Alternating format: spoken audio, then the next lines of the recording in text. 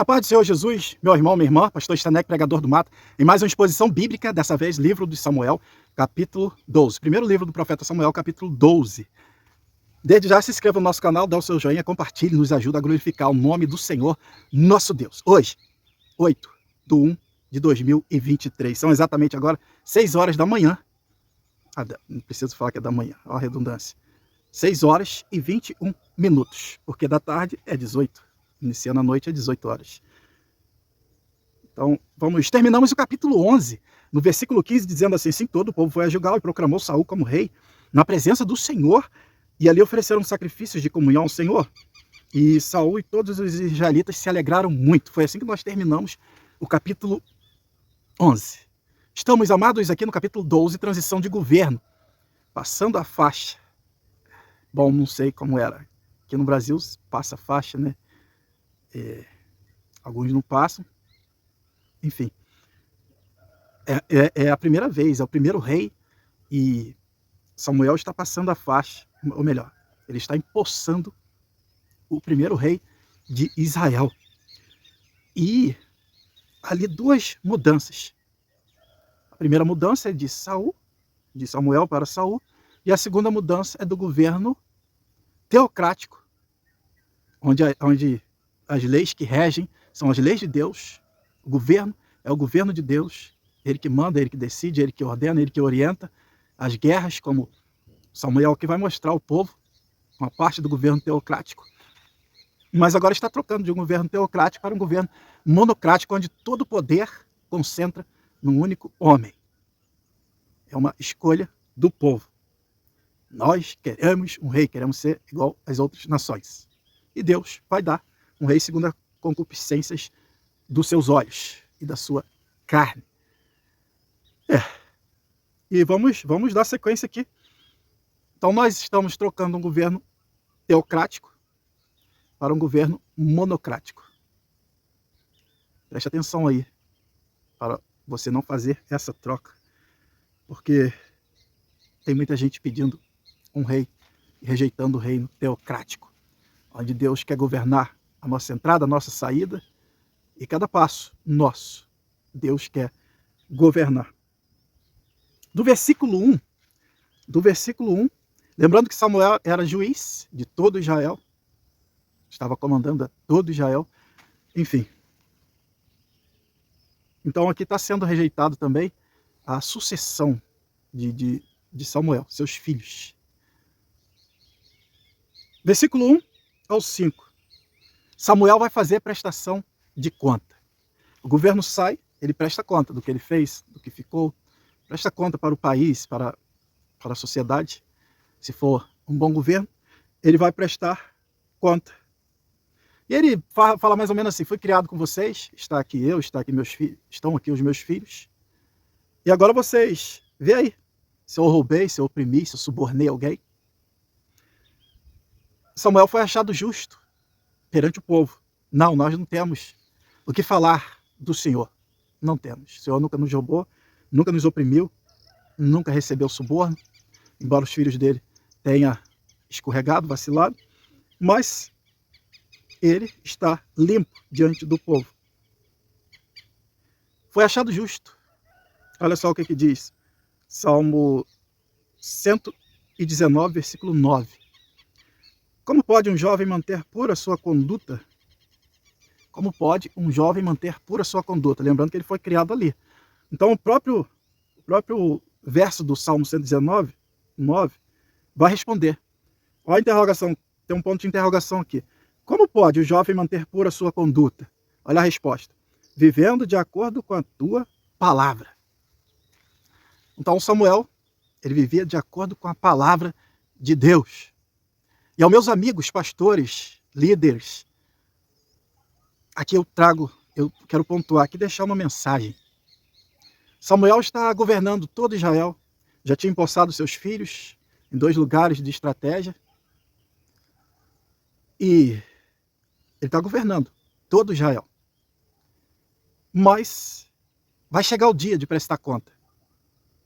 Para Samuel chegou antes do que ele imaginava, pode chegar para mim, para você, mas se chegar a morte antes, vai chegar o dia que nós estaremos perante o tribunal de Cristo para prestarmos conta das nossas obras. Qual tem sido a tua conduta? Como tem sido o seu governo parcial, imparcial? Tens recebido suborno? Tens governado com viés ideológico? Toma lá, dá cá. Tens comprado aliados? Isso é muito importante. Porque o meu dia e o seu dia de prestar conta, principalmente quem está apacentando, governando uma igreja, o povo do Senhor, vai chegar. Para Samuel, chega antes do que ele imagina. Como que estão as tuas contas? Como que está a tua moral? Isso é muito importante pontuar, porque está aqui. Tem gente que vai fazendo lambança, vai fazendo dívidas, não dá nem aí. E de repente o dia chega antes. Sem pensar que o dia do acerto de contas vai chegar. Nós já temos que governar com justiça, equidade e como está aqui no Salmo, vivendo de acordo com a tua palavra. Sem ter, desculpa a expressão, rabo preso com ninguém. Viés ideológico, toma lá da cá. Como está o teu governo? É bom nós pontuarmos isso. Se hoje você for prestar contas, como que vai ficar a tua moral? A Bíblia diz para nós sermos irrepreensíveis.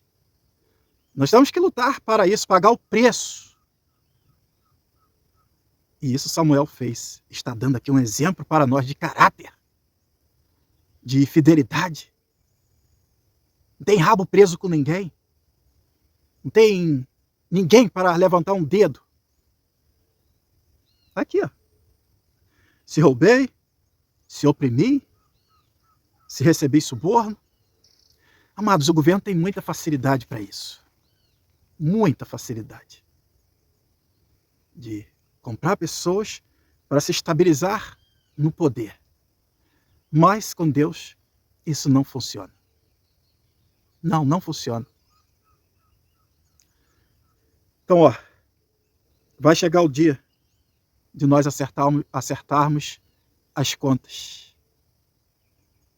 E é bom. Tem um texto que diz que o inimigo, o ladrão, que nós podemos dizer que Satanás é ladrão, sim, veio para roubar, matar e destruir. E não é dinheiro, não é prata, não é ouro.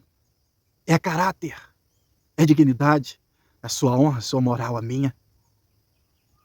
Por isso, vários textos na Bíblia nos exortam. Vigiai, estejais sóbrios. Não podemos nos embriagar com a sede de poder, com a ganância. Não. Temos que estar sempre pautado nas leis do Senhor, em nossas decisões. Então é muito importante pontuarmos isso aí. Samuel foi achado justo.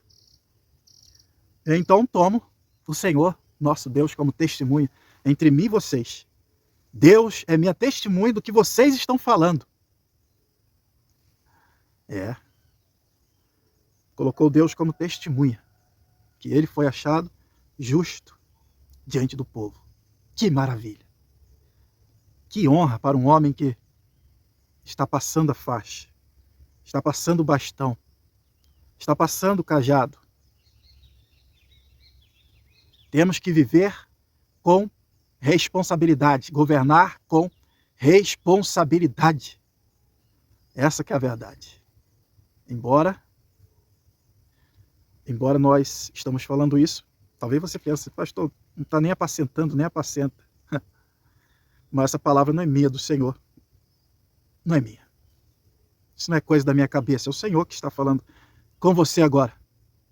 Meu colega, meu amigo, meu abraço. Do versículo 6 ao 11. Do versículo 6 ao 11, Samuel, ele vai defender o reino teocrático. Deus no governo. Ele vai fazer uma defesa. Ele relata o governo teocrático desde a saída do Egito, os livramentos, a abertura do mar. É claro que ele está globalizando tudo isso. Ele vai trazendo, vai resumindo, mas pega lá desde a saída do Egito, o governo de Deus, quantas nações que Deus os livrou. Ele está dizendo, governo teocrático trouxe vocês aqui, tirou vocês do Egito, da escravidão, e trouxe vocês até aqui.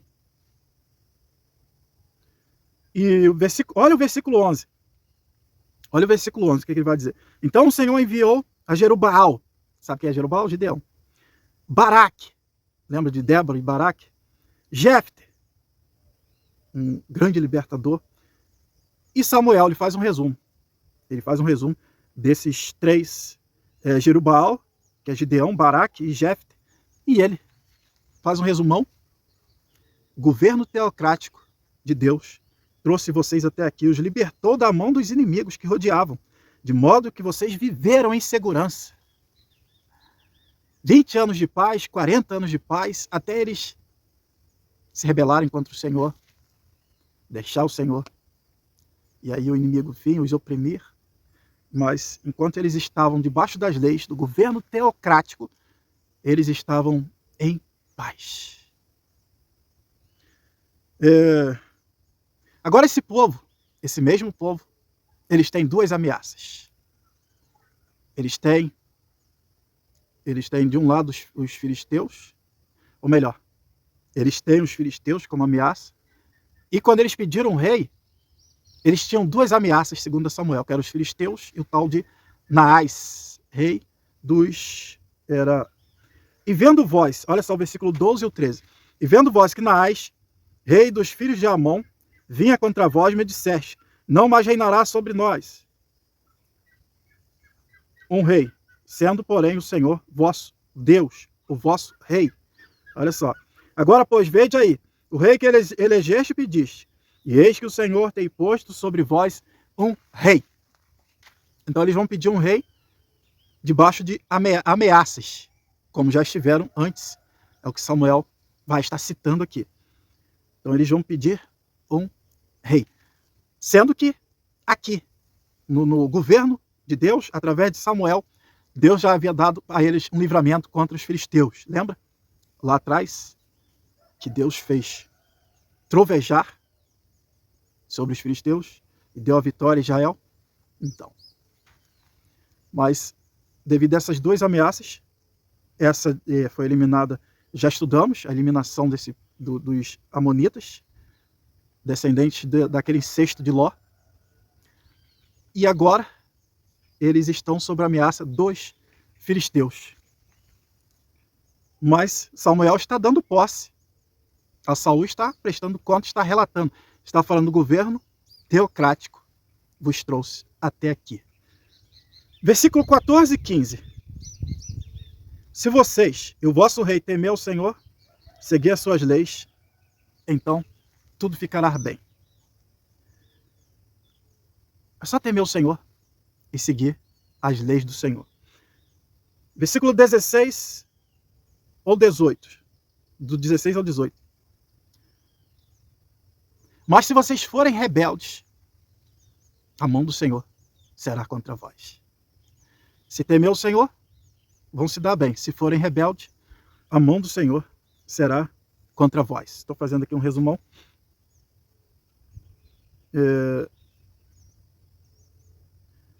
Aí Samuel ele vai orar. Ele vai orar ao Senhor. Porque ele vai mostrar para o povo seu erro de ter pedido um rei, o descontentamento de Deus. Ele vai orar ao Senhor. Ponde-vos também agora aqui e vede essa grande coisa que o Senhor vai fazer diante dos vossos olhos. Lembrando que lá atrás Samuel vinha orar, orou, e Deus trovejou sobre os filisteus. E agora ele vai orar. Ele vai falar, vem cá, gente. Parece que está levando eles próximo à plantação de trigo. E não é. É a época da cega, da colheita. Não é época de chuva. Sabemos que o trovão, ele tem sua época, e não tem uma viva alma que não tem medo do trovão. Então não era a época de chuva, nem muito menos de trovão. Ele vai dizer, Deus vai dar para vocês um sinal. E por que esse sinal? Do descontentamento de Deus, deles terem o substituído, o reino teocrático por um governo teocrático por um governo monocrático. Trocado Deus, que os tirou do Egito, os trouxe ali por Saul. E Samuel orou, veio a chuva e o trovão. E o povo temeu. Eita, nós vamos morrer. Além de todos os nossos pecados. Aí no trovão a gente para refletir, né? É a voz de Deus. Meu Deus. E se eu morrer agora? O homem não resiste à voz de Deus. E se eu morrer agora? É um estrondo. Mas eles não estavam com temor de Deus. Vamos ver isso aqui para frente. Eles estavam com medo, simplesmente com medo de morrer. Só isso. Ora por nós, Samuel, para a gente não morrer. Se eles estivessem com temor de Deus, por que eu estou falando isso com toda propriedade, com toda certeza? Porque se eles tivessem temor de Deus, a Bíblia ia dizer, todo Israel caiu de joelho em pranto diante do Senhor e ofereceram o sacrifício, pediram perdão, se consertaram, se arrependeram. Não, eles não fizeram isso. Eles pediram para o profeta orar por eles para ele não morrer. O medo era só de morrer, porque o trovão realmente é terrível. Olha só, hoje não é dia de colheita. Não era época de chuva nem de trovões. Pois eu vou orar a Deus. E Deus vai mandar chuva e trovão. Trovões, no plural, como sinal. Então sabereis que é grande a vossa maldade que tendes feito perante o Senhor, pedindo para vós um rei. Deus falando para eles. Então invocou Samuel ao Senhor, e o Senhor deu trovões e chuva naquele dia. Por isso todo o povo temeu sobremaneira ao Senhor e a Samuel. Não é temor, é medo. Eles tiveram medo de morrer. Versículo 19. Todo o povo disse a Samuel, roga pelos teus servos ao Senhor teu Deus, para que não venhamos morrer. Porque a todos os nossos pecados temos acrescentado este mal de pedirmos para nós um rei. Não revogaram o pedido. Não revogaram o pedido, continuaram. Só hora para a gente não morrer, mas a gente continua querendo o nosso rei. Na hora do aperto, Deus. Depois, é assim que é o ser humano. Versículo 20. Então disse Samuel ao povo, não temais, não tenham medo. Vós tendes cometido todo esse mal, porém, não vos desvieis de seguir o Senhor, mas servi ao Senhor com todo o vosso coração. Coração, sabemos que é a nossa mente. Então, seguir o Senhor com todo o vosso entendimento, todo o vosso pensamento. Não, nosso pensamento está voltado para as nações, o padrão do sistema do mundo. Queremos um governo monocrático. E Samuel está exortando eles a mudar a forma de pensar.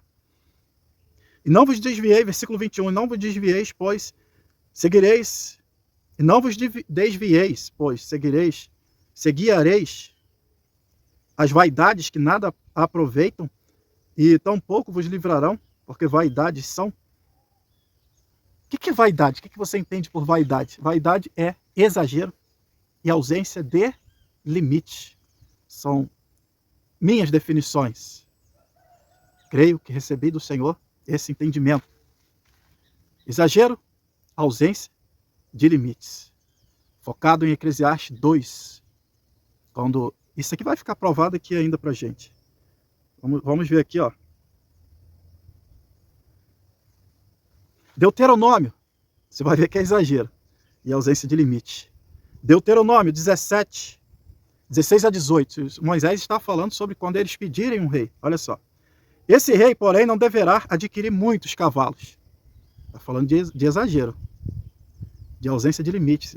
Vamos dizer, o rei máximo aí 3 cavalos, mas passou de 10, de 100 é muito. Então ele não poderia ter muitos cavalos, nem fazer o povo voltar para o Egito, para conseguir mais cavalos. Parece que o Egito era famoso em cavalos. Pois o Senhor lhes disse, jamais voltem por esse caminho. Não deverá tomar para si muitas mulheres. Olha o exagero aí. Se o fizer, desviará o seu coração. Isso aqui vai se cumprir em Salomão lá na frente. Desviará o seu coração. Também não deverá acumular muita prata, nem muito ouro. Também vai acontecer com Salomão lá na frente. Quando subir ao trono do seu reino, mandará fazer um rolo, uma cópia da lei que está aos cuidados dos sacerdotes e levitas para o seu próprio uso. Deuteronômio 17, 16 a 18. A cópia da lei. A lei do Senhor é para colocar o homem nos trilhos. Somos livres, como a locomotiva, dentro dos trilhos. Essa liberdade que o mundo prega aí não é liberdade, é libertinagem. Tem uma mensagem aí que nós falamos, os pássaros são livres para voar. Mas tem limite. Tudo tem limite. O mar tem limite. Tem um peixe que ele só pode ficar na encosta. Ali é o limite dele. Ele tem o mar todo, mas o limite dele é a encosta. Tem outro que não pode ir para o alto mar, senão ele é tragado. E já tem o outro que vive em alto mar e não pode vir para a encosta. Limite. Em cima da terra. Em cima da terra nós temos limite entre os animais. Eles marcam seus limites e o outro não pode andar, fazer o que quer. Passou ali, vai ser atacado, vai ser devorado por pássaro. Um voa, atravessa o oceano, o outro voa daqui a 10 metros, tem que parar. E a altura? Uns voam baixo, outros mais alto, e o outro às alturas. Limite. Deus colocou o limite, o homem tem que estar limitado pelas leis, preceitos e mandamentos do Senhor. Andar livre, mas dentro dos trilhos. O apóstolo Paulo gosta de repetir isso aos Gálatas, capítulo 5. Meus irmãos, estejais, pois, firmes na liberdade com que Cristo vos libertou e não vos torneis a vos meter debaixo do jugo da servidão. Senão você, como nós gravamos uma mensagem de rei a escravo. Isso vai acontecer com vários reis de Israel, porque não se pautaram nesses limites traçados por Deus. Então é justamente isso aqui que Deus está tratando aqui, que Samuel vai falar da vaidade, ausência de limites, exagero. Temos aí várias mensagens no nosso canal, a vaidade da memória, a vaidade dos olhos, muito boas essas mensagens que Deus nos deu. Tem que pôr limite nos seus olhos, no meu.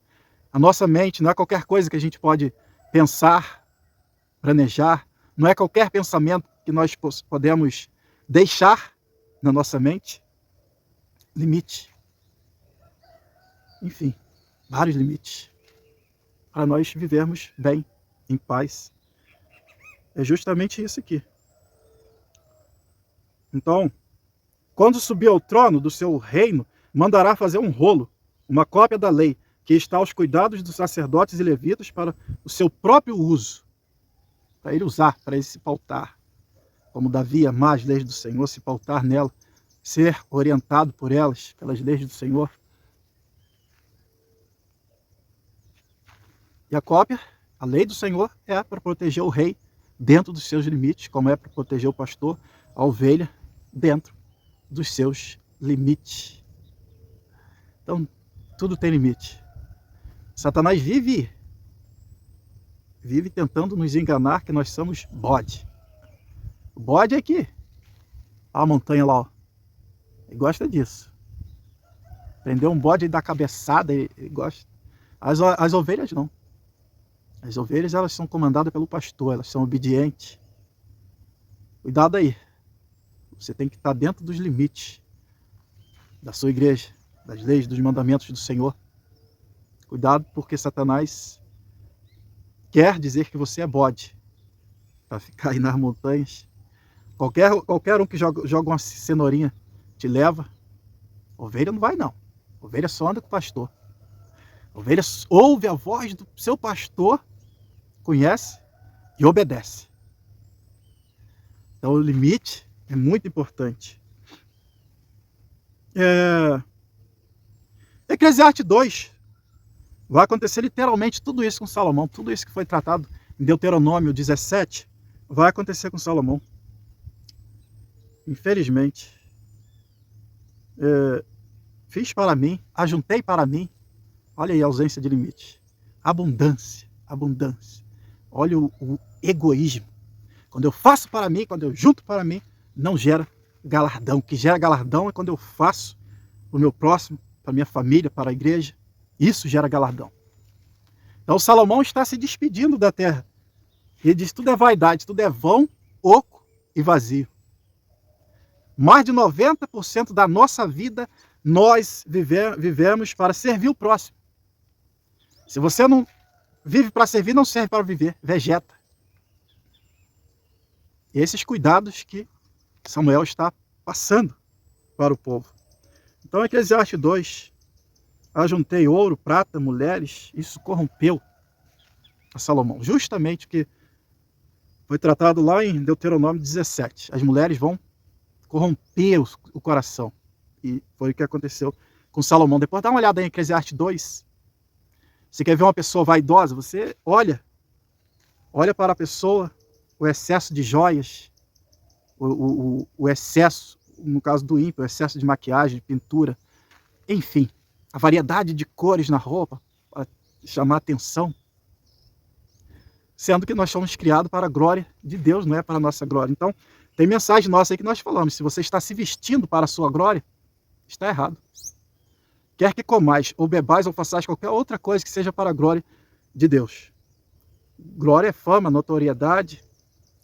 Então seja tudo para a fama de Deus, para Deus ser notado em nós, através da simplicidade, da diferença entre luz e trevas. É isso aí que Deus espera de nós. Versículo 22. Pois o Senhor, por causa do seu grande nome, não desamparará o seu povo, porque aprove ao Senhor fazer-vos o seu povo. Então agora o povo está com medo de morrer. E Samuel fala: ó, além de tudo, Deus não vai desamparar vocês. Tem promessa, né? Tem promessa divina. Desse povo vai vir um Messias. Então tem promessas divinas.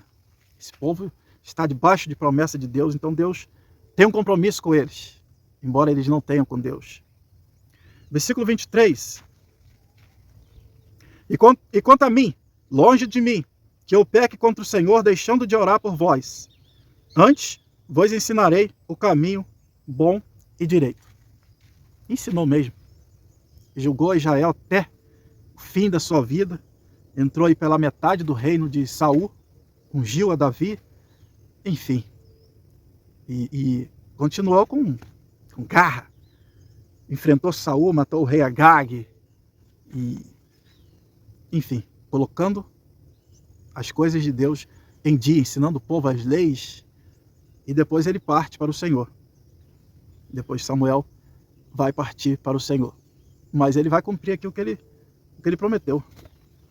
Samuel considera pecado não orar pelo povo. Ele vai considerar pecado.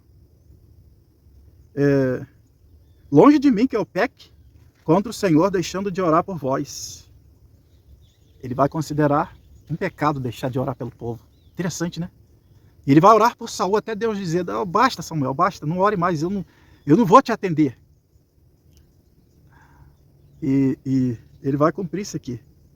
É um homem cheio de misericórdia, cheio de graça, cheio de amor no coração. É um homem pautado nas leis do Senhor, que ama, que vive, que tem a palavra como escudo. A palavra de Deus é o escudo da verdade, como diz o apóstolo. Enfim, olha só.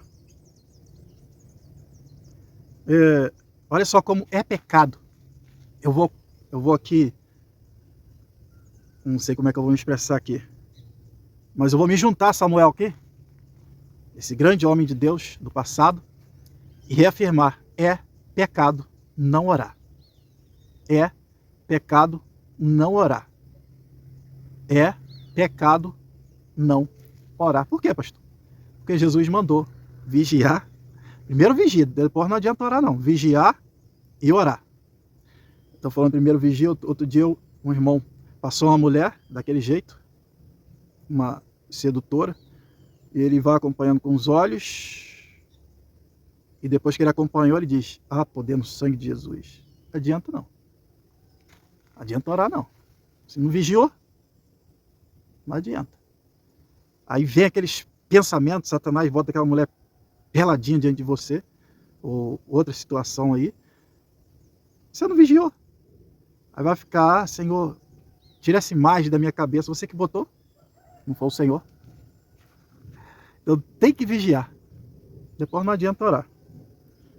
Uns abençoados que fica vendo pornografia e depois: ah, Deus, tem misericórdia de mim. A imagem vai ficar.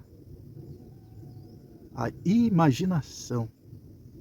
Você está vendo? O segredo do Senhor para nós termos um coração limpo, uma mente limpa, é vigiar, é não olhar, é não ouvir. Não olhar o que não deve, não ouvir fofoqueiro. Aí teremos uma mente limpa, sem malícia. Na verdade, o mal habita em nós, mas nós conseguimos purificar a nossa mente, porque o que os olhos não vê, o coração não sente. É o ditado. Então, não vigiar, não orar é pecado. Claro que primeiro a gente tem que vigiar, mas não orar é pecado. Eu, porém, vos digo: amai vossos inimigos, bendizei os que vos maldizem, fazei bem aos que vos odeiam, e orai pelos que vos maltratam e vos perseguem, para que sejais filhos do vosso Pai que está nos céus. É uma prerrogativa para os filhos de Deus. É uma prerrogativa, ó, orai pelos que vos maltratam. Se vós amardes só os que vos amam, que recompensa terei? Jesus vai dizer. Outro texto diz: orai sem cessar. 1 Timóteo 2:1. Antes de tudo, recomendo que se façam súplicas, orações, intercessões e ações de graça por todos os homens, e pelos reis, e por todos os que exercem autoridade, para que tenhamos uma vida tranquila e pacífica, com toda a piedade e dignidade. Eita! Aí pegou, hein? Porque a Bíblia diz que Deus vai dar poder à besta. E a besta vai ser uma autoridade na terra. Dá uma olhadinha se não já está acontecendo. E o que a Bíblia vai dizer? Orar por todos os homens, pelos reis. Eita. Se você está odiando o governo, aquele que te governa, que está governando, está sobre você, a autoridade que está sobre você, se tem ódio no teu coração, é uma evidência de que você está afastado, longe de Deus. Porque no nosso coração tem que ter a misericórdia, é amor. É crer que Deus transforma, como transformou o perseguidor Saulo em Paulo. É crer que Deus está governando. E até o próprio Satanás está debaixo do governo de Deus. E é um servo de Deus. O pastor está falando besteira. Não estou falando besteira, não. E só faz o que Deus manda, o que Deus permite. É. Orar pelos homens, pelos reis, por todos os que exercem autoridade, para que tenhamos uma vida tranquila e pacífica, com toda piedade e dignidade. Amados, o Evangelho, o reino de Deus é diferente do sistema mundano. É totalmente ao contrário. Por isso que Jesus vem: eu porém vos digo. Eu porém vos digo. É na contramão do sistema mundano. Não pode odiar. Tem que orar. Pedir a Deus misericórdia. É. Teve um rei em Israel que Deus disse para o rei e o povo, usando o profeta Jeremias: submetei-vos, submetei-vos. Deus estava dizendo: serve esse rei. Seja servo dele e vocês vão ser poupados. Eles estavam debaixo do juízo de Deus. Quem sabe nós estamos debaixo do juízo de Deus. E a ordem era: submetei-vos. Orar pelo rei lá, o opressor, para que Deus mude o quadro, mude o coração. Dá tudo. Não se esquecer que acima desse governo está um governo que elegeu ele. Ou permitiu ele chegar lá. Como rei da Síria, Deus chama ele de vara da minha ira. Aí agora não, vou nutrir ódio. Está fora do reino de Deus. Orai pelos reis, por todos que exercem autoridade. Tem outro texto lá que diz que toda autoridade vem de Deus. Todo governo constituído é por Deus. A entender? Eu não quero entender. É obedecer. Deus está mandando orar, então vamos orar. E não é orar para Deus matar, não. É orar para Deus salvar, libertar. Deus ter misericórdia. Deus reprimi-lo de qualquer pauta que venha nos oprimir. A gente tem dificuldade, né? Olha, acho que o homem agora está no poder. Não, Deus é que está no poder. Deus para o homem. Você vai ver o Labão vindo com um exército atrás de Jacó. E Deus para ele, ó. Não faz nem bem nem mal a Jacó. E vai fazer. Deus governa sobre o governo. E nos deu, não orar pelo governo é pecado. E não ora para Deus matar, não. Porque Deus repudia. Ele não aceita essa oração. Ele aceita a oração de misericórdia, de piedade, de bondade. Aleluia. Não ora para Deus matar ninguém, não. Isso é abominável aos olhos dele. Ele não matou você, não matou eu. Quanta lambança a gente já fez nessa vida. Estamos desfrutando da misericórdia de Deus. E por que nós queremos a destruição do outro?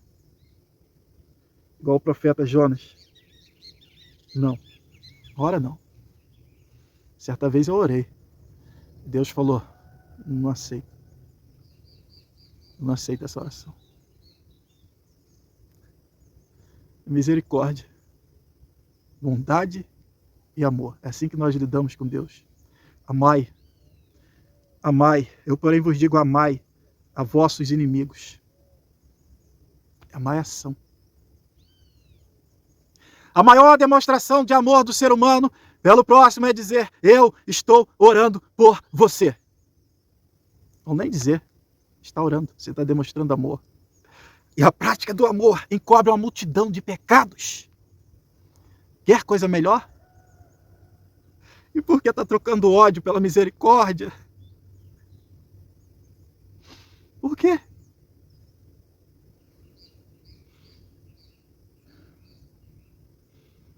Para que sejais filho do vosso Pai que está nos céus.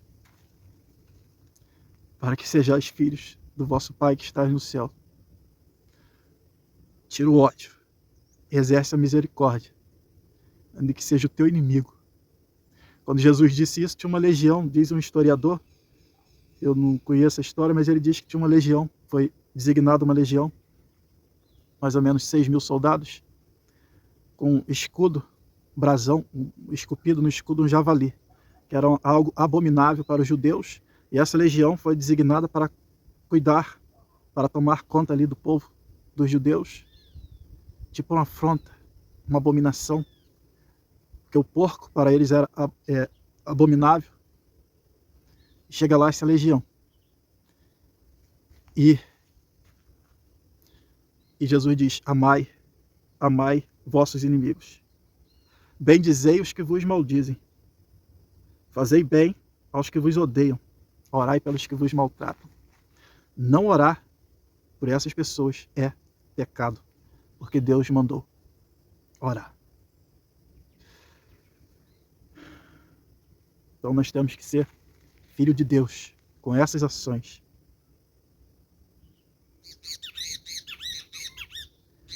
Ou seja, Samuel está dizendo, não orar por vocês é pecado. Pode contar com as minhas orações. E eu vou continuar ensinando vocês o caminho do Senhor. Versículo 24. Então somente temei ao Senhor e servi-o fielmente com todo o vosso coração, porque vede, quão grandiosas coisas vos fez. Quão grandiosas coisas vos fez o Senhor. Se vocês não temem a Deus pelo que Ele é como se Samuel estivesse dizendo isso. Se vocês não temem a Deus pelo que Ele é, Todo-Poderoso, único que é digno de honra, de glória, de adoração, Deus que vos tirou do Egito, Senhor, Criador dos céus e da terra, se vocês não temem pelo que Ele é, temem Ele pelo que Ele fez. Grandes coisas fez no meio de vós. E no versículo 25,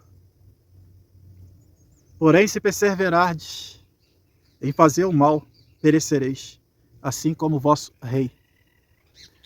Samuel está chamando ao arrependimento. Arrependei-vos e convertei-vos. Se converter, amados, é mudar de direção. Se você estava nutrindo ódio por alguém, coloca a misericórdia, o amor na frente. Arrependei-vos e convertei-vos. Se você está querendo um rei, tendo Jesus como seu rei, arrependei-vos e convertei-vos. Aceite esse reino maravilhoso, invisível, mas real. E como ele disse, o reino de Deus está entre vós.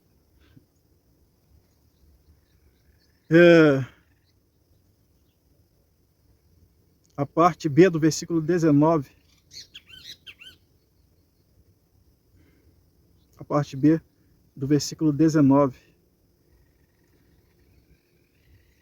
A todos os nossos pecados temos acrescentado este mal, pedindo para nós um rei. Você está pedindo um rei? A felicidade está em se conformar com o que você tem e com o que você é.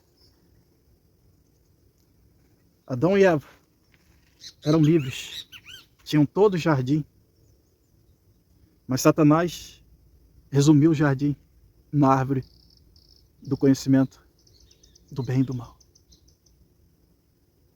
A sua vida está se resumindo em quê? Dinheiro? Uma mulher? Um homem? Fama? Sucesso? Cuidado com as astutas ciladas do diabo. Não deixa não. A felicidade está em você se conformar com o que você tem e com o que você é. Não deixa Satanás resumir a tua vida em uma única coisa. Arrependei-vos e convertei-vos para desfrutar da liberdade em Cristo. Nós somos livres dentro dos limites de Deus, é claro. Arrependei-vos. Repreende a Satanás. Há poder no sangue do Senhor Jesus. Abre os seus olhos. Não deixe ele resumir tudo que você tem, toda essa liberdade, em uma única mulher, em um único homem, ou em uma única moça, um único rapaz, uma única fonte, talvez roubo, propina, desvio moral. Não deixa não. Deixa não, porque a sua família, o que você tem, é o seu paraíso. É o seu paraíso. Amados, Deus abençoe. Até a próxima exposição, que será no capítulo 13. Meu abraço. Deus abençoe a todos.